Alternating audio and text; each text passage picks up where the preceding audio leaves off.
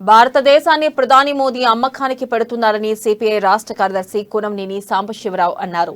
రాముడు కృష్ణుడు పేరు పెట్టి మత రాజకీయాలను ప్రోత్సహిస్తున్నారని విమర్శించారు.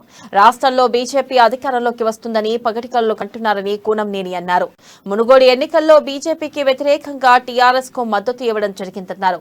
భవిష్యత్తులో కూడా టీఆర్ఎస్ తో ఇచ్చిపుచ్చుకునే ధోరణిలో పొత్తులుంటాయని వెల్లడించారు.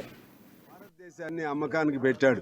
భారతదేశంలో మన పెద్దలు సంపాదించినటువంటి ఆస్తులు, జాతీయ సంపద, ప్రభుత్వ రంగ సంస్థలు అన్నిటిని కూడా అదానీ అంబానీ లాంటి వాళ్ళకి కారు చౌకగా అమ్మేసేటువంటి ప్రక్రియకు పూనుకోవడం జరిగింది.